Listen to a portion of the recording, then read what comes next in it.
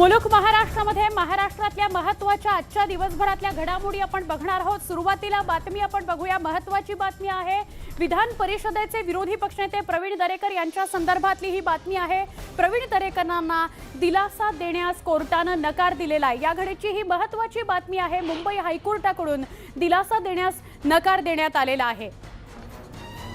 अटक न करण्याची दरेकरांनी मागणी केलेली होती, ती मागणी करणारी याचिका फेटाळण्यात आलेली आहे। प्रवीण दरेकर यांच्या विरोधात फसवणूक प्रकरणी गुन्हा दाखल करण्यात आला। मुंबई बँकेची निवडणूक मजूर प्रतिनिधी म्हणून त्यांनी लढवली होती। या प्रकरणी फसवणूक केल्याचा आरोप करत दरेकर यांच्या विरोधात गुन्हा दाखल करण्यात आला। हा गुन्हा रद्द करण्याची मागणी करत प्रवीण दरेकरांनी हायकोर्टात याचिका दाखल केलेली होती। या प्रकरणी झालेल्या सुनावणी दरम्यान प्रवीण दरेकरांना दिलासा देण्यास हायकोर्टाने नकार दिलाय। प्रवीण दरेकरांविरोधात गुन्हा दाखल होऊन केवळ 2च दिवस झालेत। तपास अगदी प्राथमिक अवस्थेत आहे, त्यामुळे दिलासा देणं योग्य ठरणार नाही असं कोर्टाने स्पष्ट केलेलं आहे। नाही, तांत्रिक कारणामुळे हा दिलासा देण्यात आलेला नाही। खरं तर अर्थसंकल्पाच्या चर्चेमध्ये देवेंद्रजी असतील किंवा प्रवीण दरेकर साहेब असतील, हे चिरफाड करतात, मुद्दे उपस्थित करतात आणि या कारणाने दोनही विरोधी पक्ष नेत्यांना अर्थसंकल्पाच्या या चर्चेच्या दरम्यान त्रास देण्याचा, डिस्टर्ब करण्याचा, त्यांच्यावर तणाव निर्माण करण्याचा आणि अभ्यास करण्याच्या ऐवजी त्यांनी या नोटीसचे उत्तर देण्यासाठी वेळ खर्च करावा, या षडयंत्रातून या घटना घडल्या। सीआरपीसी 160 नुसार देवेंद्रजीला नोटीस दिला, पण ते देवेंद्रजी आहे। नाही, असं आहे की पहिल्या दिवसापासून आमच्या देवेंद्र फडणवीस साहेबांनी हे स्पष्ट केलं होतं की दरेकरजींवरला गोवण्यात येणार आहे आणि तसंच झालेलं आहे। म्हणजे सुनियोजित कार्यक्रम ठरलेला आहे की बाबा विरोधकांना भारतीय जनता पक्षामध्ये जे ह्यांच्याबद्दल बोलतायत, जे सत्य बोलतायत त्यांच्या विरुद्ध कारवाई करायची, त्यासाठी म्हणजे पोलिसांची नियुक्ती करायची, त्यांच्या हातात याद्या द्यायच्या, त्यांना खोटी केसेस करायला लावायची आणि त्या पद्धतीने विषय सुरू आहेत आणि त्याचाच आज अनुभव दरेकर साहेबांवर पण आलेला आहे। दरम्यान या सगळ्या प्रकरणासंदर्भात सहकार मंत्री बाळासाहेब पाटलांनी काय प्रतिक्रिया दिली आहे तीही आपण बघणार आहोत।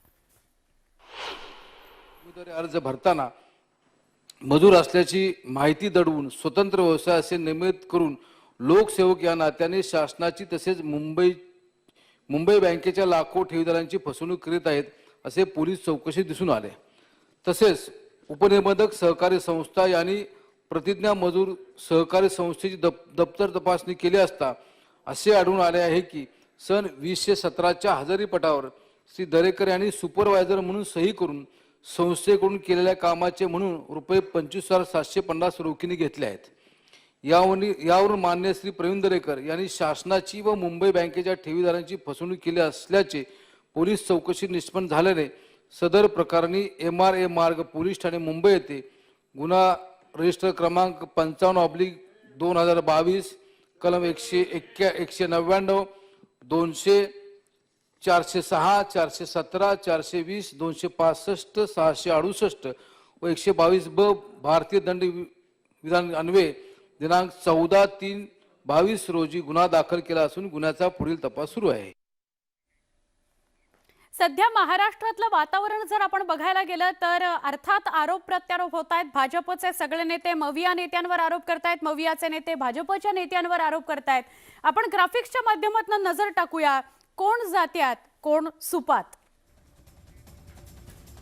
पहिलं नाव देवेंद्र फडणवीस यांचं, विधान परिषदेचे विरोधी पक्षनेते प्रवीण दरेकर यांचं दुसरं नाव, माजी ऊर्जा मंत्री चंद्रशेखर बावनकुळे भाजपचे नेते, गिरीश महाजन, अतुल भातखळकर, आशिष शेलार, प्रसाद लाड यांचंही नाव आहे, संजय कुटे,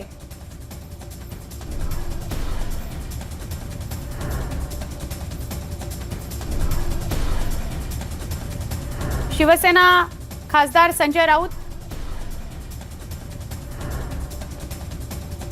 परिवहन मंत्री अनिल परब, मिलिंद नार्वेकर,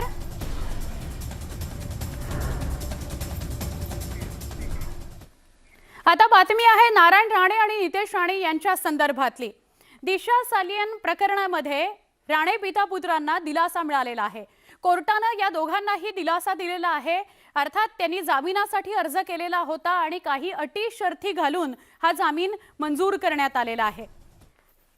जामिनासाठी अटी शर्ती एका बाजूला आपण बघतोय, मात्र राणे पिता पुत्रांना 15,000 रुपयांच्या जातमुचलक्यांवर अटी शर्तींसह अटकपूर्व जामीन मंजूर करण्यात आलेला आहे। दिशा सालियनच्या आईने नारायण राणे आणि नितेश राणेंविरोधात तक्रार केलेली होती। या तक्रारीच्या अनुषंगाने मालवणी पोलीस ठाण्यात राणे पिता पुत्रांवर गुन्हा दाखल झाला होता। काही दिवसांपूर्वीच मालवणी पोलीस ठाण्यामध्ये या दोघांची तब्बल 9 तास चौकशी झाली होती आणि यानंतर राणे पिता पुत्रांनी अटकपूर्व जामिनाकरता अर्ज केलेला होता। विकास आघाडी सरकारने जो काही षडयंत्र आमच्या विरुद्ध रचलं, जो काही दबाव टाकण्याचा प्रयत्न केला, दिशा सालियन यांच्या आई वडिलांवर जो काही दबाव आणण्याचा प्रयत्न केला असं आम्ही ऐकतोय। त्या दिवशी महापौर ताई जे त्यांच्या घरी गेल्या आणि मग त्यानंतर जे काही हालचाली झाल्या त्याच्यानंतर आज माननीय न्यायालयाने जो निर्णय दिलेला आहे त्याचा आम्ही स्वागत करतो। जे आमची इन्क्वायरी त्या दिवशी करत होते त्यांना दर 15 ते 20 मिनिटांमध्ये कोणाचा तरी फोन येत होता आणि ते प्रत्येक वेळी बाहेर जायचे। माझी मागणी असेल की त्यांचा CDR रिपोर्ट तपासला पाहिजे की त्यांना दर 15 मिनिटांमध्ये कोणाचा फोन येत होता, कोणाचे इन्स्ट्रक्शन येत होते आणि FIRच्या बद्दल एक प्रश्न विचारायचा नाही। दिशा सालियन यांच्या आई वडिलांवर खराच अन्याय होत असेल तर त्यांच्या आई वडिलांच्या संबंधित झालेल्या अन्याय संबंधित आम्हाला प्रश्न विचारला पाहिजे। दरम्यान शिवसेना आमदार वैभव नाईक यांनीही अशी मागणी केली आहे की परब हल्ला प्रकरणामध्ये राणेंवर चौकशी आणि कारवाई आता सुरू व्हायला हवी। संतोष परब नावाच्या शिवसैनिकावर सुद्धा गुन्हा नोंद त्यांच्यावर जेव्हा हल्ला झाला तेव्हा याच नितेश राणेंवर या ठिकाणी त्यांच्या सूत्रधार म्हणून पोलिसांनी या ठिकाणी अटक केलेली होती। त्यांना जामीन जरी कोर्टाने मिळाला तरी तो अटक शर्ती टाकून मिळालेला आहे। त्यामुळे जरी ते कोणावर आरोप करत असतील, जरी धमकावण्याचा प्रकार असेल तरी यापुढच्या काळामध्ये सुद्धा पोलिसांनी जर योग्य असेल तर कारवाई करावी अशी आमची भूमिका सुद्धा यापुढच्या काळामध्ये राहील। पुढची बातमी IPS रश्मी शुक्ला यांच्या संदर्भातली। त्यांच्या अवतीभोवती सुद्धा चौकशीचा ससेमिरा लागलेला होता। अर्थात प्रकरण फोन टॅपिंगचं। रश्मी शुक्ला यांचा जबाब आज कुलाबा पोलीस स्थानकामध्ये नोंदवला गेला। तब्बल 2.5 तासांहून अधिक काळ त्यांची चौकशी झाली आणि या चौकशीमध्ये त्या सहकार्य करतील असं त्यांनी आधीच सांगितलेलं होतं। फोन टॅपिंग प्रकरणामध्ये त्यांना मुंबई हायकोर्टाकडून जबाब नोंदवण्यासाठी कुलाबा पोलीस स्थानकात हजर राहण्यास सांगण्यात आलं होतं। आधी पुणे आणि आता कुलाब्यात या प्रकरणात त्यांच्यावर गुन्हा दाखल झालेला होता। रश्मी शुक्ला राज्याच्या गुप्तवार्ता विभागाच्या जेव्हा आयुक्त होत्या तेव्हा त्यांनी राजकीय नेत्यांचे बेकायदेशीरपणे फोन टॅपिंग केले होते असा त्यांच्यावर आरोप आहे। त्यात काँग्रेस नेते नाना पटोले यांच्या फोन टॅपिंग प्रकरणात पुण्यामध्ये आणि त्यानंतर शिवसेना खासदार संजय राऊत आणि राष्ट्रवादी काँग्रेसचे नेते एकनाथ खडसे यांचा फोन टॅप केल्याप्रकरणी कुलाबा पोलीस स्थानकामध्ये गुन्हा दाखल झालेला आहे। त्यांनी जेव्हा कोर्टात धाव घेतली, कोर्टाने त्यांना असं म्हटलं की तुम्ही सहकार्य करा तरच तुम्हाला सूट दिली जाईल आणि त्यामुळे त्या आज कुलाबा पोलीस स्थानकामध्ये हजर झाल्या।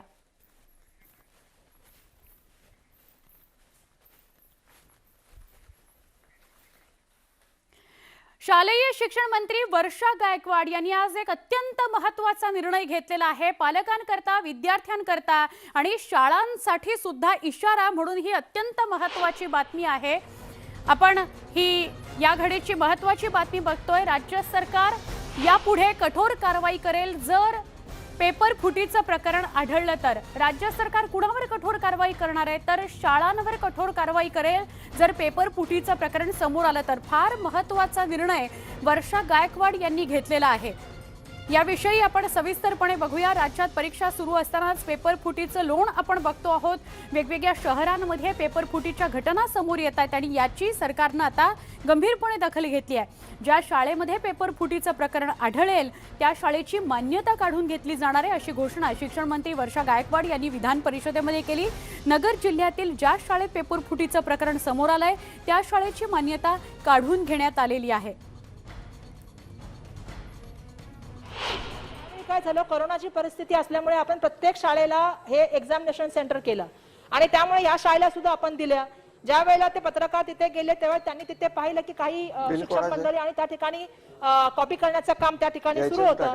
मला आपल्या माध्यमातून या सभागृहाला सांगायचं की त्या शाळेची मान्यता रद्द करण्याचा निर्णय आम्ही घेतलेला आहे आणि अशा पुढे अशा शाळा जर काही प्रकार होत असतील तर त्यांना भविष्यामध्ये मान्यता रद्द करणार, त्यांना कधीही 10वीचं दिलं गेलं नाही, त्या संदर्भामध्ये 10वीचं पुढचं परीक्षा देता येणार नाही, या संदर्भातला निर्णय आम्ही घेतलेला आहे। सभापती महोदय, मला आपल्या माध्यमातून महाराष्ट्रातल्या जनतेला आणि महाराष्ट्रातल्या पालकांना आणि विद्यार्थ्यांना नम्रतेने सांगायचंय की आपल्या सर्वांना आम्ही विनंती केलेली आहे की आपण परीक्षा केंद्रावर 1 तास आधी, म्हणजे आपण सगळ्यांनी परीक्षा केंद्रावर 9:30ला पोहोचलं पाहिजे।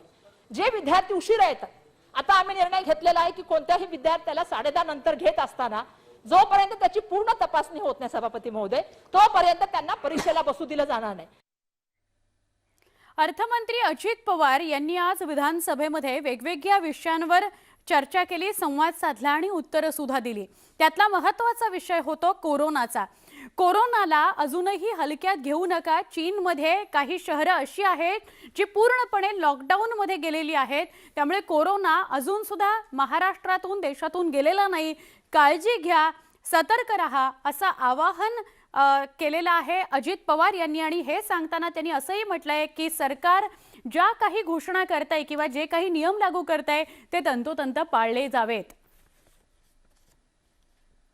ज्या चीनमधनं कोरोना वाढीला लागला त्या चीनमध्ये आज 15 पेक्षा जास्त महत्वाची शहरं लॉकडाऊन झालेली आहेत। म्हणजे एवढं काही आपण फार लाईटली घेण्याची गरज नाही, आपण हे गंभीरतेनेच बाब घेतली पाहिजे। पुण्यासारखं मोठं जवळपास 1.5 कोटी लोकसंख्या असणारं त्यांचं एक शहर, ते पण लॉकडाऊन करण्यात आलेलं आहे। ते कदापि तो आजार बाहेर पुन्हा वाढू नये, चौथी लाट येऊ नये हीच आपली सगळ्यांची इच्छा आहे आणि त्याकरता केंद्र सरकारपासून पार राज्याच्या पर्यंत महानगरपालिका, नगरपालिका सगळ्यांनीच आपापल्या परीनं काम केलं। जसं काही क्षणापूर्वीच मी म्हटलं की अजित पवार वेगवेगळ्या विषयांवर आज विधानसभेमध्ये बोलताना पाहायला मिळाले। आपल्या सगळ्यांना कल्पना असेल, देवेंद्र फडणवीसांनी आरोप केला होता मविया सरकारवर की निधी वाटप हे अजिबात योग्य पद्धतीने झालं नाही। राष्ट्रवादी काँग्रेसने सगळ्यात जास्त निधी घेतला, त्या खालोखाल काँग्रेसला निधी मिळाला आणि सगळ्यात कमी म्हणजे 16% निधी हा शिवसेनेला मिळालेला आहे। या सगळ्यावर आज अजित पवारांनी उत्तर दिलेलं आहे। अजित पवार असं म्हणाले की असं काहीही झालेलं नाही, कुठल्या पक्षाचं कोण आहे असा बघून निधी दिला गेलेला नाही किंवा राष्ट्रवादी काँग्रेसला सगळ्यात जास्त निधी दिला गेला असं काही झालेलं नाही, कारण असं करून सरकार काही चालत नाही। आणि उद्धव ठाकरे काही असे मुख्यमंत्री नाहीत की त्यांना काही कुठलीच गोष्ट कळत नाही, तर त्यांना सगळ्या गोष्टी कळतात। त्यामुळे असा कुठलाही गोष्ट घडलेली नाही निधी वाटपासंदर्भात असं अजित पवार म्हणाले। या 5,48,777 कोटीपैकी राष्ट्रवादी काँग्रेसला किती मिळाले? त्यांच्या खात्यांना 3,14,820 म्हणजे 57%। काँग्रेसच्या खात्यांना किती आहेत? 1,44,193 कोटी म्हणजे 26%। आणि परब साहेब, आपल्या शिवसेनेची काय परिस्थिती बघा, 90,181 कोटी म्हणजे 16%। 16%। आणि जिथे पगार जास्त द्यावा लागतो अशी खाती राष्ट्रवादीकडे नाही आहेत, ती खाती काँग्रेसकडे आहे। शिक्षण विभाग, ती खाती तुमच्याकडे आहे, उच्च शिक्षण विभाग। त्यामुळे अजितदादांना मानलंच पाहिजे, डंके की चोट पे काम। मागच्या वेळेस हेच केलं, याही वेळेस हेच, असं पाहिजे ठाम, एकदम ठाम। सगळा पैसा राष्ट्रवादी म्हणजे राष्ट्रवादी, काय 57%। कधी कधी काही सन्माननीय सदस्य नीट म्हणजे ह्याच्या खोलात न जाता पेपर नुसता वाचला, अरे काय चाललंय, म्हणजे शिवसेनेच्या कार्यकर्त्यांना राज्यामध्ये वाटेल काय उद्धव ठाकरे साहेबांना ते कळतं की नाही, दिसतं की नाही, अरे काय म्हणजे असंच वाटणार, किंवा बाळासाहेब थोरात काय करतात हे काय करतात असं काही नसतं. आणि तुम्हालाही माहिती आहे मुनगंटीवार साहेब, ज्यावेळेस आपण हे सगळं तयार करतो त्याच्यावर फायनल सही राज्याचे प्रमुख म्हणून मुख्यमंत्र्यांची असते आणि संपूर्ण मंत्रिमंडळ त्याला मान्यता देतं. आणि कुठलंही सरकार कुणालाही चालवायचं म्हटलं, टिकवायचं म्हटलं, पुढे न्यायचं म्हटलं तर सगळ्यांना असा भेदभाव करून चालणारच नाही. भेदभाव केलं तर सरकार 4 दिवस देखील चालणार नाही. संत तुकाराम महाराजांचा एक अभंगात एवढंच सांगतो की सत्य आम्हा मनी नवे गबाळाचे धनी, देतो तीक्ष्ण उत्तरे पुढे व्हावयासी बरे.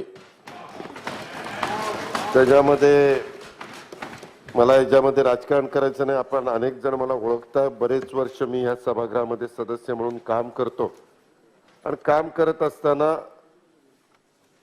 भेदभाव न करता जेवढा काही मदत करता येईल, न्याय देता येईल तशा पद्धतीनं न्याय देण्याचा प्रयत्न प्रत्येक बाबतीच्या सदस्यांच्या मध्ये करत असतो. होळी आणि धुळवड अगदी काही दिवसांवर येऊन ठेपली आहे, अक्षरशः एका दिवसावर येऊन ठेपली आहे. आणि असं असताना पर्यावरणपूरक होळी आणि धुळवड साजरी करा असं आवाहन मुख्यमंत्री उद्धव ठाकरे यांनी केलेलं आहे.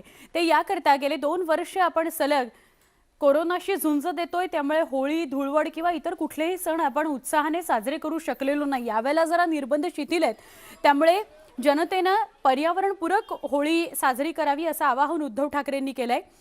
राज्यातल्या जनतेला होळीच्या शुभेच्छा सुद्धा मुख्यमंत्र्यांनी दिलेल्या आहेत. जेव्हा आपण होलिका दहन करतो तेव्हा त्यासाठी वृक्षतोड होणार नाही, निसर्गाची हानी होणार नाही याची काळजी घ्या असंही त्यांनी म्हटलंय. तसंच आता जागरूक व्यक्तिमत्वाच्या दृष्टीनं सृष्टीकडे लक्ष देण्याची वेळ आहे असा संदेश मुख्यमंत्र्यांनी जनतेला होळीच्या निमित्तानं दिला आहे.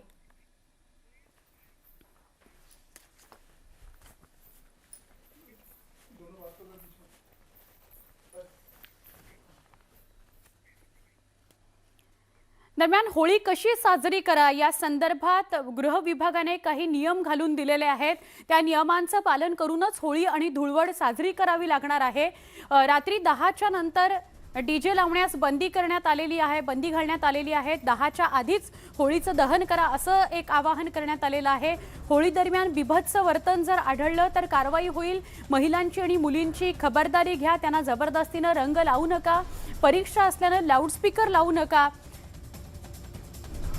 जर पाण्याचे फुगे अंगावर फेकले गेले, जबरदस्तीने रंग लावले गेले तर कारवाई होईल.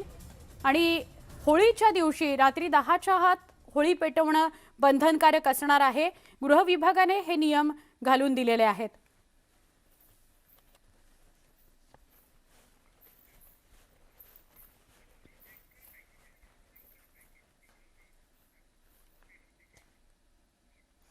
होळी म्हटलं किंवा धुलिवंदन म्हटलं की सगळ्यात आधी आपल्याला महाराष्ट्रातला कुठला विभाग जर आठवत असेल तर तो कोकण विभाग आठवतो.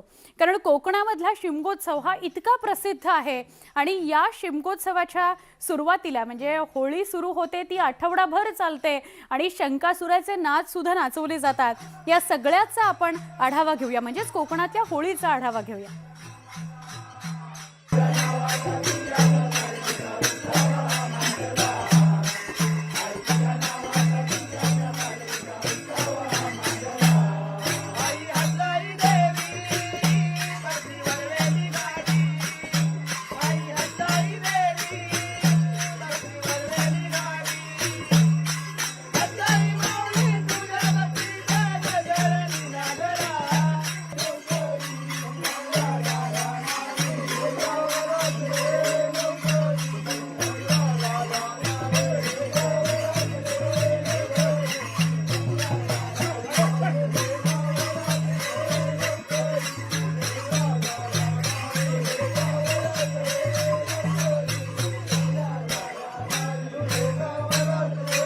होळी म्हणल्यानंतर मुंबईचा चाकरमानी सुद्धा आवर्जून खास करून कोकणामध्ये येतो. भलेही साहेबांनी सुट्टी नाही दिली तरी चालेल, पण नोकरीवरती दांडी मारून गणपती असो वा होळी, कोकणातला हा चाकरमानी आवर्जून खरं तर त्याच्या गावी येत असतो.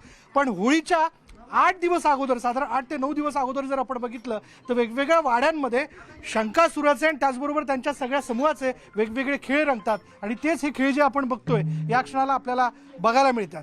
खरं तर या सगळ्या कालावधीमध्ये या समूहाला फार मोठा मान असतो. आत्ताच नाही तर कोकणातल्या या संस्कृतीत, ज्याला आपण शेकडो वर्षांची परंपरा म्हणू शकतो, अशी ही जी परंपरा आहे जी आपल्याला इथे या होळीच्या निमित्ताने आल्यानंतर बघायला मिळते. आमचा विशाल गेले 2-3 दिवस कोकणामध्ये आहे, त्यामुळे या वेळेला जे कोकणात जाऊ शकले नाहीत, शिमगोत्सवाचा आनंद घेऊ शकले नाहीत, त्यांना न्यूज 18 लोकमतवर कोकणातला शिमगोत्सव बघायला मिळणार आहे. या आणि अशा सगळ्या घडामोडी तुमच्यापर्यंत पोहोचवत राहणार आहोत. आत्ता इथेच थांबतोय. पहा फक्त न्यूज 18 लोकमत.